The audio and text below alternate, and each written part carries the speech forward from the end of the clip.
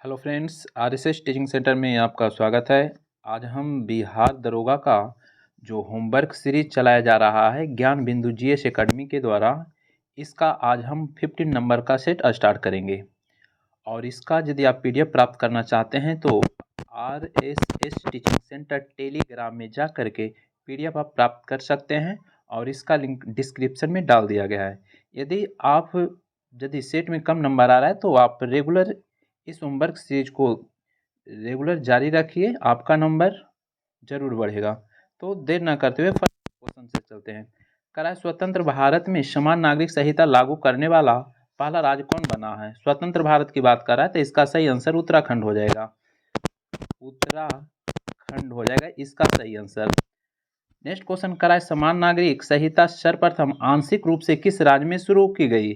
तो आंशिक रूप से बोल रहा है तो गोवा में हो जाएगा, आंशिक रूप से गोवा में, लेकिन पूर्ण रूप से कहेगा तो उत्तराखंड हो जाएगा स्वतंत्र भारत में। नेक्स्ट क्वेश्चन की हम बात करेंगे तो नेक्स्ट क्वेश्चन में क्या कर रहा है समान नागरिक संहिता का उल्लेख संविधान के किस अनुच्छेद में है? तो संविधान के 44 यानी कि 44 अनुच्छेद में है, 44 अनुच्छेद हो जाएगा। भाग की बात करेगा तो भाग 4 में वर्णित है, भाग 4 में वर्णित है। चलिए नेक्स्ट क्वेश्चन की बात करते हैं। तो कह रहा है क्वेश्चन में कि हाल ही में सुप्रीम कोर्ट ने समाजवादी और धर्मनिरपेक्ष जैसे शब्दों को संविधान से हटाने के संबंधित याचिका को खारिज कर दिया है। ये सब संविधान में किस संवैधानिक संशोधन से जोड़े गए थे? तो इसका सही आंसर 42वां संविधान संशोधन 1976 में जोड़ा गया था। 42वां संविधान संशोधन 1976 में, और 3 शब्द जोड़ा गया था, समाजवाद, उसके बाद पंथ निरपेक्ष यानी कि पंथ निरपेक्ष, उसके बाद बात करेंगे तो अखंडता, पंथ निरपेक्ष या धर्म निरपेक्ष देगा, यही 3 शब्द जोड़ा गया है। तो इसको ट्रिक जरूर याद रखिएगा, समाजवाद, पंथ निरपेक्ष और अखंडता, या पंथ निरपेक्ष भी बोल सकते हैं या धर्म निरपेक्ष। चलिए नेक्स्ट क्वेश्चन की बात करेंगे। तो कह रहा है क्वेश्चन में कि प्रस्तावना का विचार सर्वप्रथम किसके द्वारा लाया गया? तो प्रस्तावना के विचार सर्वप्रथम जे.एल. नेहरू के द्वारा लाया गया था, जे.एल. नेहरू के द्वारा लाया गया था।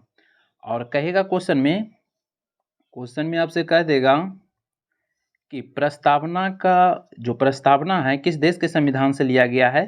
तो यूएसए के संविधान से लिया गया है। जबकि प्रस्तावना की भाषा कहेगा तो ऑस्ट्रेलिया के संविधान से हो जाएगा, ऑस्ट्रेलिया के संविधान से हो जाएगा प्रस्तावना की भाषा।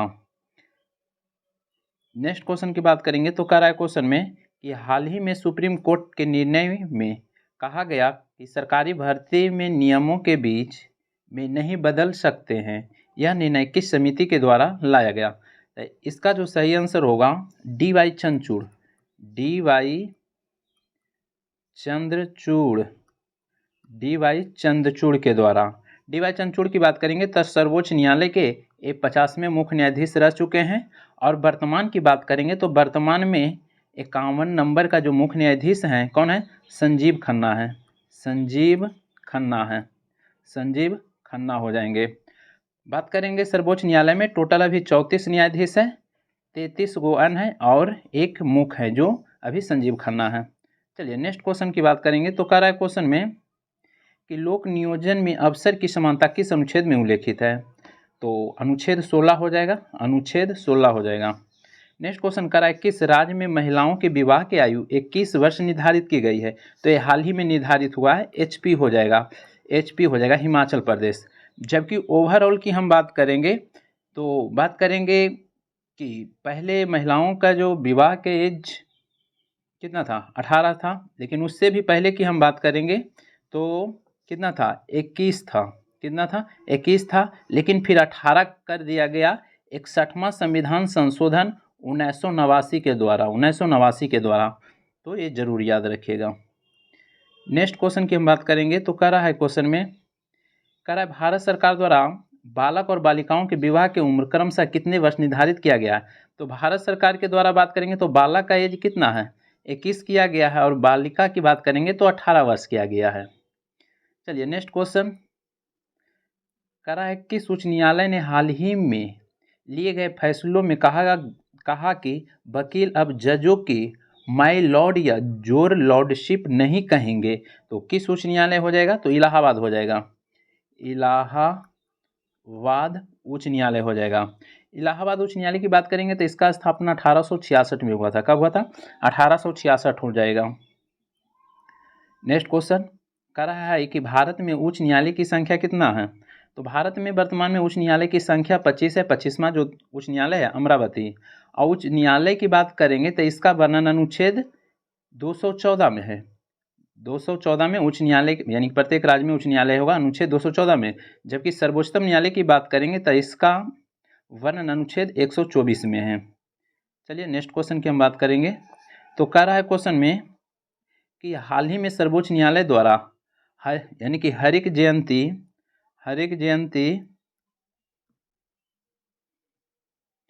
समारोह का आयोजन कहाँ किया गया?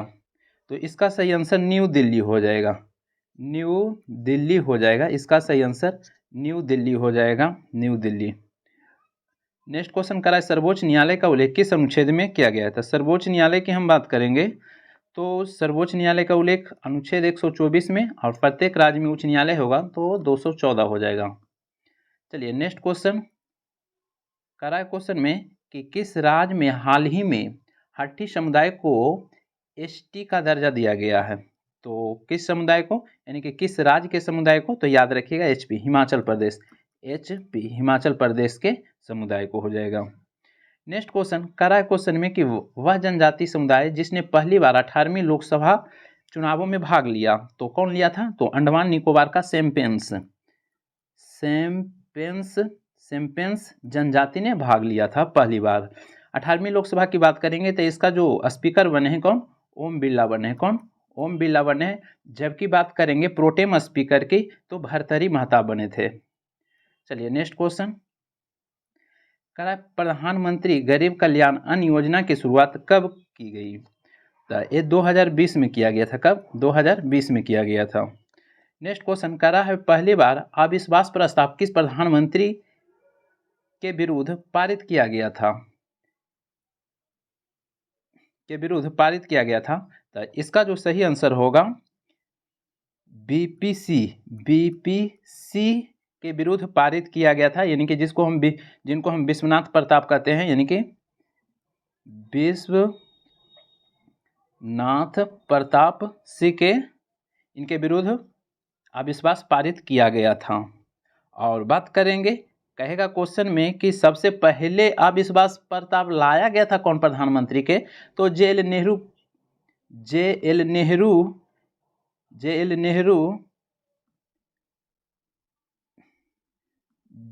नेहरू प्रधानमंत्री थे, तो उनके विरुद्ध प्रस्ताव लाया गया था लेकिन पारित नहीं हुआ था।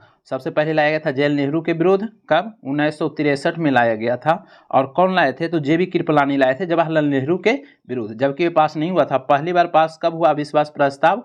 तो याद रखिएगा उस किनके विरुद्ध? तो याद रखिएगा बीपीसी, विश्वनाथ प्रताप सिंह।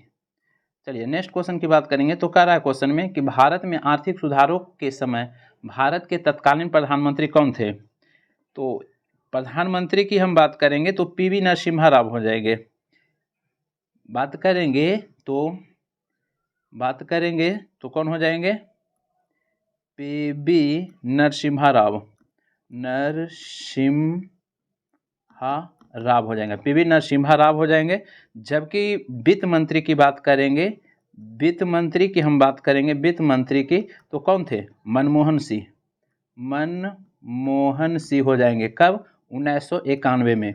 1991 की बात करेंगे तो भारत 1991 में बहुत खराब पोजीशन पे यानी कि था। भारत की बात करेंगे तो इस टाइम भारत को चलाने के लिए ज़्यादा दिन भारत के पास कुछ ही टाइम यानी कि कह सकते हैं 10 या 15 दिन भारत को चलाने के लिए उस टाइम में पैसा था। तो फिर वित्त मंत्री उस टाइम कौन थे? मनमोहन सिंह। और जो पीएम थे नरसिम्हा राव थे। तो फिर वहाँ पर एक क्या लाए थे? एलपीजी आया था। और उसके बाद जो भारत की अर्थव्यवस्था अभी जो है बहुत अच्छे रैंक पर है। चलिए नेक्स्ट क्वेश्चन की बात करेंगे। तो कह रहा वह फसल जो जून जुलाई में बोई जाती है और अक्टूबर नवंबर माह में कटाई की जाती है वह क्या कहलाती है? तो क्या कहलाएगा? खरीफ कहलाएगा। खरीफ कहलाएगा। खरीफ खरीफ के अंतर्गत कौन आ जाएगा? चावल आ जाएगा, जिसको धान बोलेंगे। चावल हो जाएगा, बाजरा हो जाएगा, बाजरा हो जाएगा। जबकि रबी की बात कहेंगे तो रबी के अंतर्गत कौन आ जाएगा? गेहूँ आ जाएगा। गेहूँ के टाइम में जो भी लगभग फसल बोआएगा वो रबी के अंतर्गत आ जाएगा। चलिए, कह रहा है मटर में मांस रोग किस तत्व की कमी कारण होता है? तो मैग्नीज के कमी कारण, मैग्नीज के कमी के कारण हो जाएगा। फिर कह रहा है हरित क्रांति शब्द का प्रयोग सर्वप्रथम कब और किसके द्वारा किया गया था? तो शब्द की बात करेंगे तो विलियम गॉड हो जाएगा। विलियम गॉड हो जाएगा। William God. हरित क्रांति शब्द का प्रयोग कौन किए थे? विलियम गॉड हो जाएगा, याद रखेगा। जबकि भारत में हरित क्रांति के जनक कहेंगे तो स्वामीनाथन हो जाएंगे। एम.एस. स्वामीनाथन हो जाएंगे, एम.एस. स्वामीनाथन। जबकि वर्ल्ड में विश्व में हरित क्रांति के जनक कहेंगे तो डॉक्टर नॉर्मन ली बोरलॉन्ग। हरित क्रांति की बात करेंगे तो जब हरित क्रांति आया था 1966-67 में, तो उसमें सबसे ज़्यादा जो वृद्धि देखा गया था फसल में गेहूँ। और कौन ऐसा फसल पर कोई असर नहीं पड़ा था? तो दलहन पर कोई असर नहीं पड़ा था। चलिए नेक्स्ट क्वेश्चन। कह रहा उत्तरी पूर्वी भारत में स्थानांतरण कृषि को किस नाम से जाना जाता है? तो झूम कृषि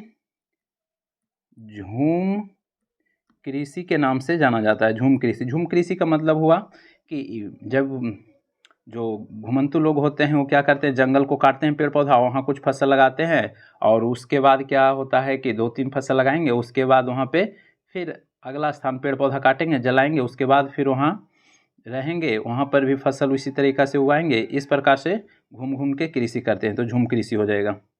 नेक्स्ट क्वेश्चन की बात करेंगे तो कह रहा है क्वेश्चन में कि सही मिलान कीजिए।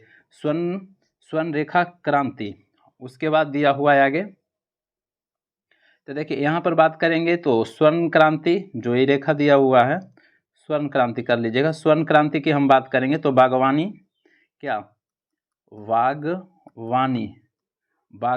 या फिर शहद से हो जाएगा, शहद उत्पादन से हो जाएगा। उसके बाद हम बात करेंगे तो कह रहा है यहाँ पे रजत रेखा क्रांति की बात करेंगे तो इसको भी रजत क्रांति कर लीजिएगा। रजत क्रांति क्या हो जाएगा? अंडा से हो जाएगा, रजत क्रांति अंडा से। उसके बाद यहाँ पर बात करेंगे तो एक जूट दिया हुआ है, तो जूट की हम बात करेंगे तो गोल्डन फाइबर हो जाएगा, गोल्डन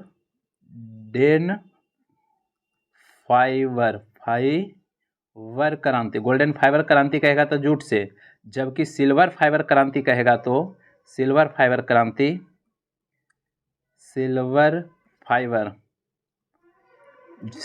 क्रांति कहेगा तो एक कपास से हो जाएगा, तो यहाँ पे। और रजत क्रांति कहेगा तो अंडा से हो जाएगा रजत क्रांति, तो यहाँ पे मिलान कीजिएगा। नेक्स्ट क्वेश्चन कह रहा है निम्नलिखित में से कौन सही सुमेलित नहीं है? तो देखते हैं कौन सही सुमेलित नहीं है। कह रहा है सेरिकल्चर रेशम पालन बिल्कुल सही है। कह रहा है पीसी कल्चर अंगूर की खेती उत्पादन गलत दिया हुआ। पीसी कल्चर में मत्स्य पालन होता है, मत्स्य पालन हो जाएगा। अंगूर की खेती की बात करेंगे तो बीटी कल्चर होता है। क्या? बीटी कल्चर होता है, बीटी कल्चर। ओलिवी कल्चर में जैतून बिल्कुल सही है। उसके बाद ओलेरी कल्चर में फूलों के उत्पादन, ये भी सही है, तो सही नहीं बोला है इसलिए 2 हो जाएगा। नेक्स्ट क्वेश्चन की बात करेंगे तो कह रहा है क्वेश्चन में प्राकृतिक रबर में उत्पादन में भारत का अग्रणी राज्य कौन सा है? तो अग्रणी राज्य कौन हो जाएगा? केरल हो जाएगा। क्या? केरल हो जाएगा। उसके बाद कह रहा है मिट्टियों के अध्ययन को क्या कहते हैं? तो मिट्टी के अध्ययन की हम बात करेंगे तो पेडोलॉजी हो जाएगा। क्या? पेडोलॉजी हो जाएगा, पेडोलॉजी। अब मिट्टी यानी कि मृदा दिवस कब मनाया जाता है? 5 दिसंबर को मनाया जाता है। और भारत में बात करेंगे मृदा को कितने टाइप में बांटा गया तो 8 प्रकार के मृदा, यानी कि मिट्टी कितने प्रकार के? 8 प्रकार के। और भारत में सबसे ज़्यादा जो होता है क्या? जलोढ़ मिट्टी होता है, जलोढ़ मिट्टी होता है भारत में। लगभग 43 से 45% जलोढ़ मिट्टी होता है। नए जलोढ़ मिट्टी को खादर कहते हैं, पुराने जलोढ़ मिट्टी को बांगड़ कहते हैं। चलिए नेक्स्ट क्वेश्चन कह रहा है क्वेश्चन में कह रहा है कौन सा तत्व पौधे के हरे रंग के लिए आवश्यक है, जो पौधे की वृद्धि और उत्पादन वृद्धि में सहायक है। तो कौन हो जाएगा, मैग्नीशियम हो जाएगा। क्या, मैग्नीशियम हो जाएगा, मैग्नीशियम हो जाएगा। और पत्ते का जो हरा रंग होता है किसके कारण, क्लोरोफिल के कारण होता है। चलिए नेक्स्ट क्वेश्चन कह रहा है पौधे और वनस्पति के वृद्धि और विकास में सहायक उर्वरक यूरिया में नाइट्रोजन की मात्रा कितनी प्रतिशत है। तो देखिए यूरिया में नाइट्रोजन की बात करेंगे तो 46% होता है, जबकि वायुमंडल में नाइट्रोजन की मात्रा बोलेंगे तो 78% होता है, लेकिन यूरिया बोला इसलिए 46% हो जाएगा। चलिए नेक्स्ट क्वेश्चन कह रहा है निम्न में से गलत मिलान को छाटिए, गलत मिलान को छाटना है। कह रहा भारतीय कृषि अनुसंधान नई दिल्ली, बिल्कुल सही दिया हुआ है। कह रहा केंद्रीय आलू अनुसंधान, आलू अनुसंधान जो है शिमला दिया हुआ है, गलत दिया हुआ है, शिमला होगा, शिमला होगा। यहाँ कटक दिया हुआ है ना, चावल अनुसंधान हो जाएगा, चावल अनुसंधान कहेगा तो कटक हो जाएगा, कटक। कह रहा गन्ना अनुसंधान लखनऊ, ये भी सही दिया हुआ है। और एक, चलिए नेक्स्ट क्वेश्चन, एक क्वेश्चन चेंज करके देगा, गन्ना करके गन्ना अनुसंधान एक कोयम्बटूर भी हो जाएगा, वहाँ भारतीय गन्ना था इसलिए लखनऊ हो जाएगा। चलिए नेक्स्ट क्वेश्चन कह रहा है क्वेश्चन में बिहार सरकार द्वारा जैविक कॉरिडोर योजना कब और कितने जिलों में शुरू की गई। तो इसका सही आंसर कब, तो 2023 में। और कितना जिला में, तो 13 जिला हो जाएगा। कितना, 13 जिला इसका सही आंसर हो जाएगा। नेक्स्ट क्वेश्चन ग्रैमी पुरस्कार का संबंध किस क्षेत्र से है। तो ग्रैमी पुरस्कार संगीत से हो जाएगा, संगीत से हो जाएगा, ग्रैमी पुरस्कार संगीत से हो जाएगा। नेक्स्ट क्वेश्चन कह रहा है प्रायद्वीपीय भारत की कौन सी नदी विंध्यन और सतपुड़ा के भ्रंश घाटी से होकर बहती है। बात करेंगे यहाँ पे, बात करेंगे तो ये विंध्यन हो जाएगा, विंध्यन विंध्याचल। उसके बाद बात करेंगे तो यहाँ पे सतपुड़ा पर्वत हो जाएगा। बीच से यहाँ पे नर्मदा नदी निकलती है, कौन, नर्मदा नदी, नर्मदा नदी हो जाएगा, नर्मदा नदी। तो यही भ्रंश से होकर निकलेगा। नर्मदा नदी और ताप्ती नदी, यहाँ से ताप्ती नदी दोनों है जो भ्रंश घाटी होकर बहती है, और ये डेल्टा का निर्माण नहीं करती है, एक चूड़ी का निर्माण करती है, ये अरब सागर में गिरती है। तो यही नर्मदा हो जाएगा। नर्मदा की बात करेंगे, इसका लंबाई है 1312 किलोमीटर। नर्मदा का जो उद्गम स्थान है यहाँ पे अमरकंटक की पहाड़ी है। क्या, अमरकंटक की पहाड़ी से, यहाँ से 3 नदी, अमरकंटक की पहाड़ी से 3 नदी, एक नर्मदा जो पश्चिम की साइड जाएगा, एक सोर नदी उत्तर की साइड जाएगा, एक महानदी पूरब की साइड चला जाएगा। तो अमरकंटक की पहाड़ी से 3 नदी 3 दिशा में निकलता है। चलिए नेक्स्ट क्वेश्चन की बात करेंगे तो कह रहा है कि भारत सरकार की समस्त कार्यपालक कार्यवाही प्रधानमंत्री द्वारा राष्ट्रपति के नाम पर की जाएगी, इसका उल्लेख संविधान के किस भाग में है। तो इसका जो सही आंसर होगा, भाग की बात करेंगे तो भाग कितना हो जाएगा, 5 हो जाएगा, भाग 5। और अनुच्छेद की बात करेंगे, भारत सरकार का समस्त कार्यपालक कार्यवाही प्रधानमंत्री द्वारा राष्ट्रपति के नाम की जाएगी, किस अनुच्छेद में कहेगा, तो ये 77 अनुच्छेद में हो जाएगा। क्या, 77 अनुच्छेद में हो जाएगा। चलिए नेक्स्ट क्वेश्चन की हम बात कर लेते हैं। नेक्स्ट क्वेश्चन में क्या कर रहा है, चलिए कह रहा है चिराग शेट्टी और सात्विक साईराज का संबंध किस खेल से है। तो बैडमिंटन हो जाएगा। क्या, बैडमिंटन हो जाएगा, बैडमिंटन हो जाएगा, बैडमिंटन हो जाएगा। चलिए नेक्स्ट क्वेश्चन की बात करेंगे। कह रहा है क्वेश्चन में प्रोजेक्ट टाइगर 1973 में किसके नेतृत्व में शुरू किया गया था। प्रोजेक्ट टाइगर की बात करेंगे तो इंदिरा गांधी के नेतृत्व में, इंदिरा गांधी, इंदिरा गांधी के नेतृत्व में हो जाएगा। और प्रोजेक्ट टाइगर कहाँ से, तो जिम कॉर्बेट राष्ट्रीय उद्यान से, जिम कॉर्बेट राष्ट्रीय उद्यान, जिम कॉर्बेट राष्ट्रीय उद्यान उत्तराखंड में। अब इसका नाम जो रखा गया है रामगंगा नेशनल पार्क, क्योंकि इस नेशनल पार्क से रामगंगा नदी बहती थी, इसलिए जिम कॉर्बेट नेशनल पार्क को रामगंगा नेशनल पार्क कर दिया गया है। और बात करेंगे वर्तमान में टाइगर रिजर्व की, तो अभी वर्तमान में कितना है, 58 है। और 58वां टाइगर रिजर्व की बात करेंगे तो कौन हो जाएगा, माधव हो जाएगा, माधव हो जाएगा, माधव टाइगर रिजर्व जो एमपी में है। और सबसे बड़ा टाइगर रिजर्व की बात करेगा तो नागार्जुन हो जाएगा, जो कहाँ, आंध्र प्रदेश में है। चलिए नेक्स्ट क्वेश्चन कह रहा है UNFCCC द्वारा क्योटो प्रोटोकॉल को कब स्वीकार किया गया है, इसका संबंध किससे है। तो जलवायु से हो जाएगा, जलवायु से हो जाएगा। क्योटो प्रोटोकॉल कब हुआ था, 1997 में हो जाएगा, 1997 में हो जाएगा क्योटो प्रोटोकॉल। जबकि मॉन्ट्रियल प्रोटोकॉल की बात करेंगे तो ये ओजोन परत संरक्षण से हो जाएगा, और ये कब हुआ था, तो 1987 में हो जाएगा। चलिए नेक्स्ट क्वेश्चन कह रहा है क्वेश्चन में कि भारतीय संविधान में सहकारी समिति का वर्णन किस अनुच्छेद में किया गया है। सहकारी समिति की हम बात करेंगे तो अनुच्छेद 43 के ख हो जाएगा। क्या, अनुच्छेद 43 के ख हो जाएगा। जबकि संविधान संशोधन की बात करेंगे, सहकारी समिति की संविधान संशोधन द्वारा ऐड किया गया, तो याद रखिएगा 97वां संविधान संशोधन 2011 में किया गया था। चलिए नेक्स्ट क्वेश्चन कह रहा है क्वेश्चन में कि पर्यावरण पहला सम्मेलन स्टॉकहोम सम्मेलन का आयोजन कब किया गया था, तो 1972 में किया गया था। 1972 में किया गया था। कहेगा क्वेश्चन में पर्यावरण संरक्षण अधिनियम कब बना, पर्यावरण संरक्षण अधिनियम 1986 हो जाएगा। वन्य जीव संरक्षण भी कहेगा तो 1972, वन संरक्षण कहेगा तो 1980। 3 क्वेश्चन है यहाँ पे। चलिए नेक्स्ट क्वेश्चन कह रहा है अनुच्छेद 43 के क के तहत उद्योग प्रबंधक में मजदूरों की भागीदारी के लिए विधान संबंधित प्रावधान को किस संविधान संशोधन द्वारा जोड़ा गया था, तो इसका सही आंसर 42वां संविधान संशोधन 1976 के द्वारा जोड़ा गया था। और 42वां संविधान संशोधन को मिनी संविधान कहते हैं। नेक्स्ट क्वेश्चन की बात करेंगे तो नेक्स्ट क्वेश्चन कह रहा है क्वेश्चन में कि क्षेत्रफल की दृष्टि से भारत का सबसे बड़ा टाइगर रिजर्व कौन सा है, तो बड़ा टाइगर रिजर्व कौन हो जाएगा, नागा अर्जुन हो जाएगा। नागा अर्जुन हो जाएगा। और कहाँ पड़ेगा, आंध्र प्रदेश में हो जाएगा। कह रहा है स्वच्छ भारत योजना कब शुरू की गई और इसकी शुरुआत कहाँ से की गई, तो स्वच्छ भारत की बात करेंगे तो न्यू दिल्ली से हो जाएगा। न्यू दिल्ली से हो जाएगा। कब, तो 2014 में हो जाएगा। 2014 में हो जाएगा। चलिए नेक्स्ट क्वेश्चन की बात करेंगे तो कह रहा है कि निम्न में से कौन सी नदियाँ अरब सागर में गिरती है, छाटिए। तो देखिए नर्मदा गिरेगा, ताप्ती गिरेगा, साबरमती, माही गिरा है। ये सब जो नदी है अरब सागर में गिरेगा। जबकि गोदावरी की बात करेंगे तो देखिए गोदावरी है जो महाराष्ट्र से निकलेगा, इधर बंगाल की खाड़ी में गिरेगा। लूनी की बात करेंगे तो ये कच्छ के रण में विलुप्त हो जाती है, सम जाती है।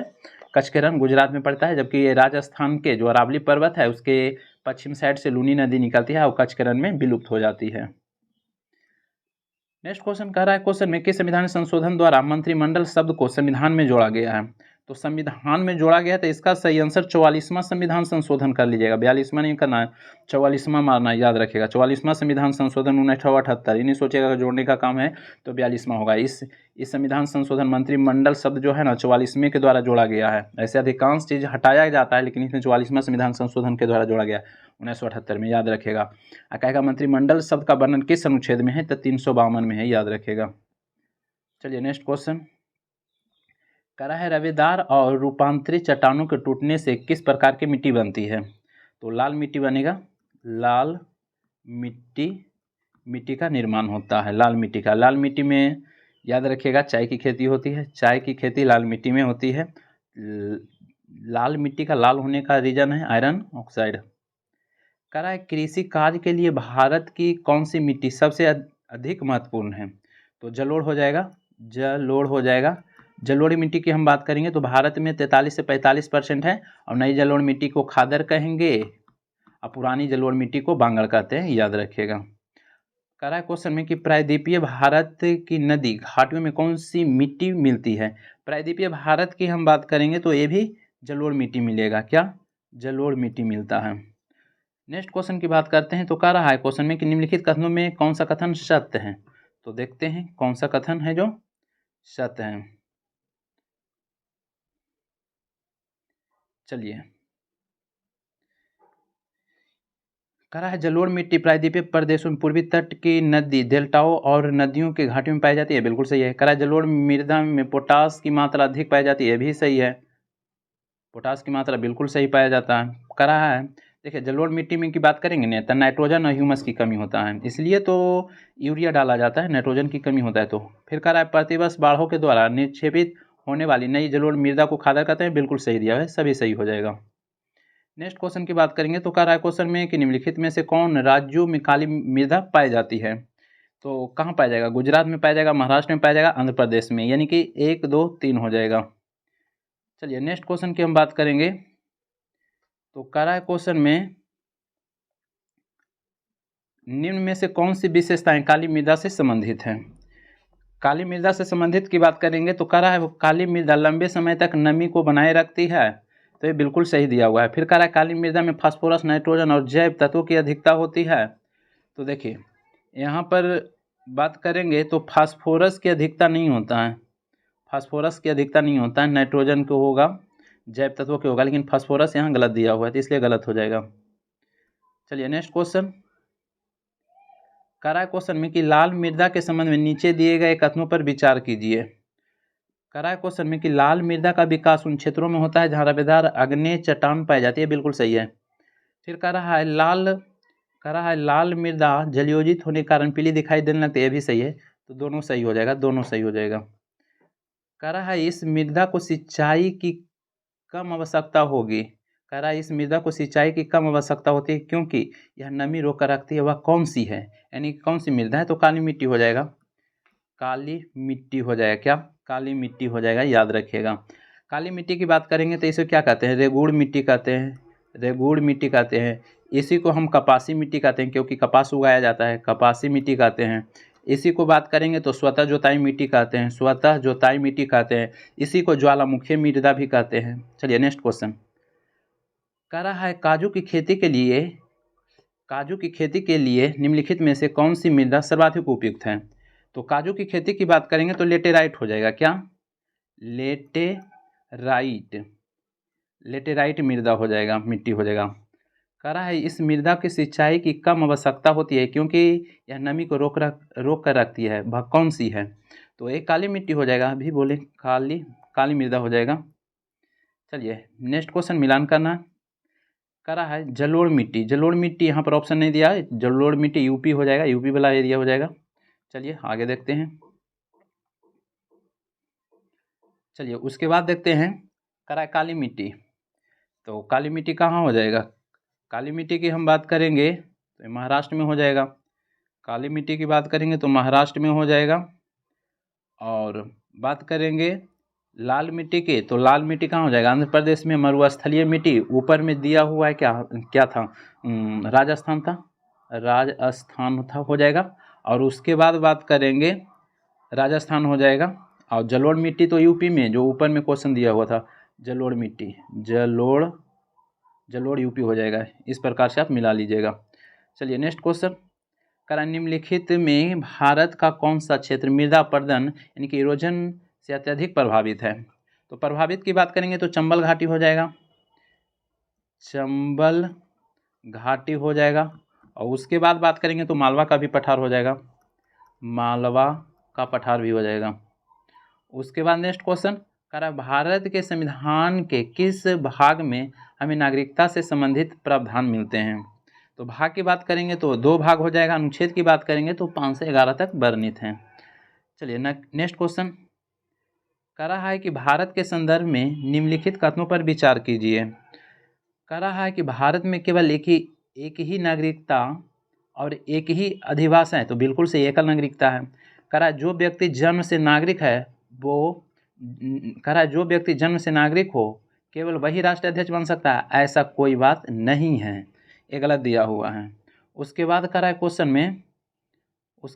क्वेश्चन में जिस विदेशी को एक बार नागरिकता दे दी गई वह किसी परिस्थिति में उसे वंचित नहीं किया जाता, ये भी कोई ज़रूर नहीं है वो अभी नागरिकता दे दिया गया वो टेररिस्ट बन जाएगा तो उसको वंचित नहीं करेगा, ये भी गलत दिया हुआ है, तो ये गलत दिया हुआ है, सही एक हो जाएगा।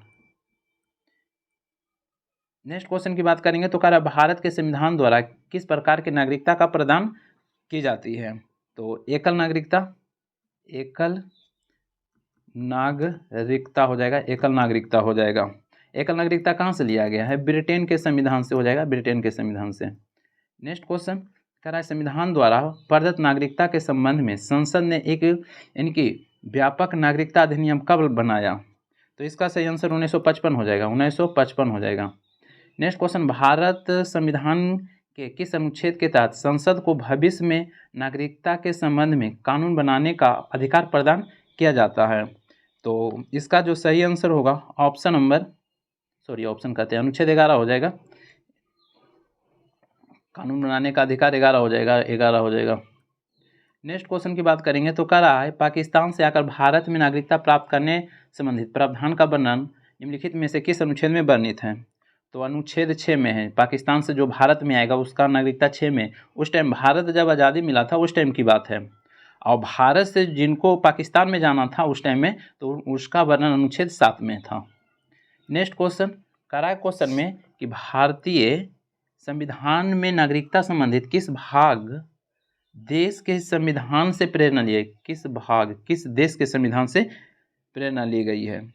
तो देखिए भाग की बात करेंगे तो दो हो जाएगा, क्या दो हो जाएगा। एकल नागरिकता की बात करेंगे तो ब्रिटेन के संविधान से लिया गया है।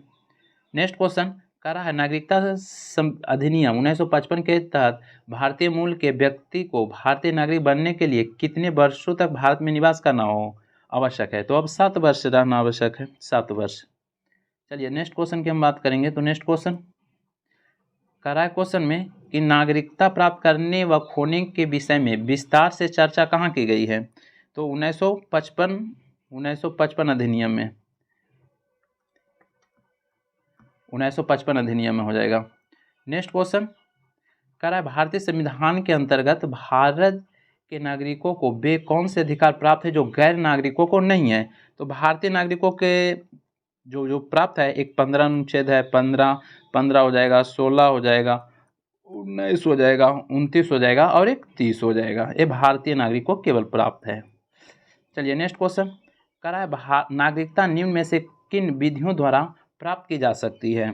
तो बात करेंगे तो जन्म से प्राप्त किया जा सकता है, आनुवंशिकता जिसको हम वंश से बोल सकते हैं, वंश से भी प्राप्त किया जाता है, पंजीयन से भी किया जा सकता है। तो यहाँ पे ऑप्शन के अनुसार 1, 2, 3 हो जाएगा।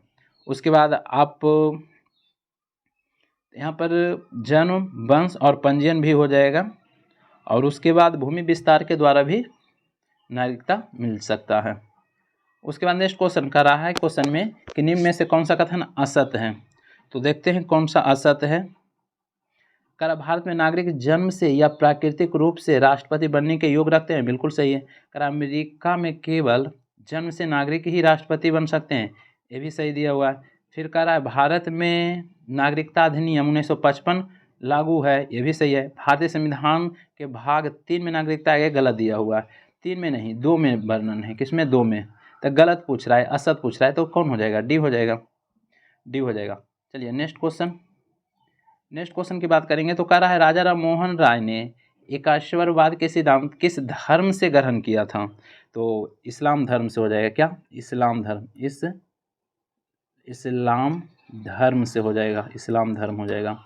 उसके बाद बात करेंगे, कह रहा है राजा राम मोहन राय ने किस पत्रिका का प्रयोग सती प्रथा के विरोध के लिए किया।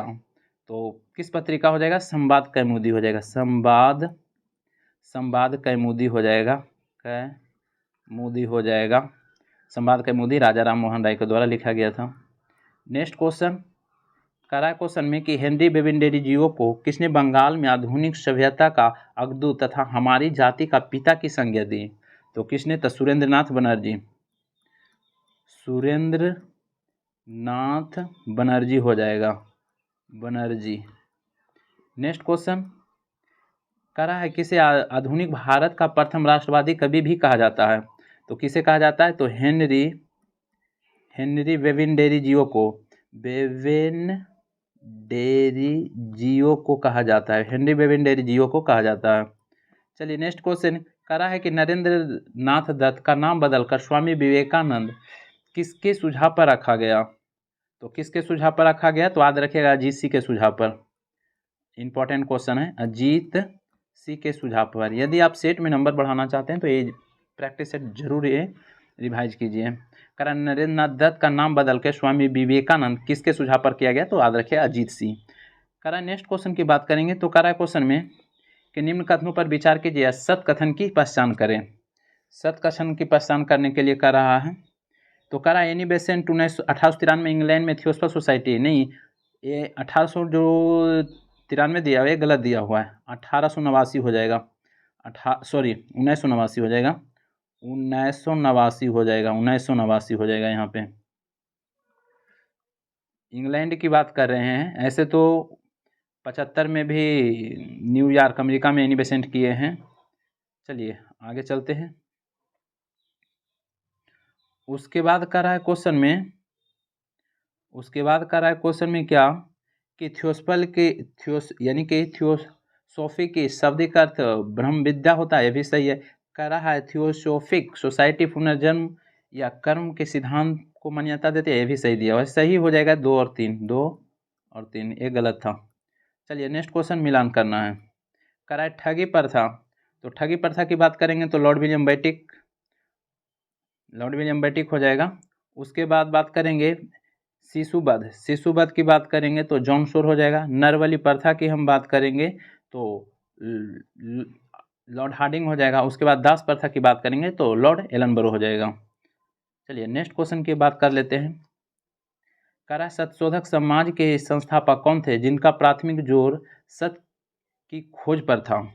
तो कौन हो जाएंगे? ज्योतिबा फुले हो जाएंगे। ज्योतिबा फुले हो जाएंगे। ज्योतिबा फुले की बात करेंगे तो गुलामगिरी पुस्तक के भी लेखक ज्योतिबा फुले। नेक्स्ट क्वेश्चन कह रहा है एशियाटिक सोसाइटी ऑफ बंगाल के संस्थापक कौन हो जाएंगे? तो विलियम जोन्स हो जाएगा। क्या? विलियम जोन्स हो जाएगा। और एशियाटिक सोसाइटी की स्थापना विलियम जोन्स ने 1784 में किया था। नेक्स्ट क्वेश्चन कह रहा है निम्नलिखित युग्मों में कौन सुमेलित नहीं है? देखते हैं कौन सुमेलित नहीं है। तो कह रहा है राजा राममोहन राय ब्रह्म समाज, ये बिल्कुल सही है। फिर कह रहा है स्वामी दयानंद सरस्वती आर्य समाज, ये भी सही है। स्वामी विवेकानंद ए रामकृष्ण मिशन, ये भी सही है। फिर कह रहा है कह रहा है क्वेश्चन में महादेव गोविंद रानड़े थियोसॉफिकल सोसाइटी, ये गलत दिया हुआ है। थियोसॉफिकल सोसाइटी की बात करेंगे तो देखो इसमें हो जाएगा, एक तो एनी बेसेंट हो जाएगा और एक की बात करेंगे तो मैडम ब्लाटबस्की भी है। थियोसॉफिकल सोसाइटी की स्थापना एडीआर में मैडम ब्लाटबस्की भी किए हैं। नेक्स्ट क्वेश्चन की बात करेंगे तो कह रहा है क्वेश्चन में कह रहा है रामकृष्ण मिशन की स्थापना 1897 में किसके द्वारा किया गया था? तो किसके द्वारा किया गया था? स्वामी विवेकानंद हो जाएगा। स्वामी विवेकानंद हो जाएगा। धर्म सम्मेलन में कहाँ भाग लिए थे? शिकागो में। कह रहा है पेरिस ओलंपिक 2024 का आयोजन कब से कब तक हुआ? पेरिस ओलंपिक की बात करेंगे तो 26 जुलाई से 11 अगस्त 2024। उसके बाद बात करेंगे कह रहा है क्वेश्चन में कि पेरिस ओलंपिक 2024 में भारत के किस खिलाड़ी ने पहला पदक जीता? तो पहला पदक की बात करेंगे तो मनु भाकर हो जाएगा। मनु भाकर का संबंध शूटिंग से हो जाएगा। फिर कह रहा है क्वेश्चन में पेरिस ओलंपिक 2024 में किस भारतीय खिलाड़ी ने पहला पदक जीता? ये भी मनु भाकर हो जाएगा। नेक्स्ट क्वेश्चन कह रहा है पेरिस ओलंपिक 2024 में खेलों में भारत के ध्वजवाहक कौन थे? तो देखिए ध्वजवाहक की बात करेंगे तो उद्घाटन में कौन हो जाएगा? पीवी सिंधु हो जाएगा। पीवी सिंधु हो जाएगा और इसके साथ शरत कमल हो जाएगा। जबकि समापन की बात करेंगे तो समापन में कौन हो जाएगा? मनु भाकर और एक कौन हो जाएगा? पीआर श्रीजेश हो जाएगा। पीआर श्रीजेश हो जाएगा। उद्घाटन में याद रखिएगा पीवी सिंधु और शरत कमल, और जबकि समापन में मनु भाकर और पीवी जो समापन होगा उसमें पीआर श्रीजेश हो जाएगा। तो बस 75 क्वेश्चन था। इसका पीडीएफ सेंड कर दिया जाएगा आरएसएस टीचिंग सेंटर टेलीग्राम में, जो लिंक डिस्क्रिप्शन में डाल दिया गया है। तो बस आज भर इतना रहने देते हैं, वीडियो समाप्त करते हैं। जय हिंद, जय भारत।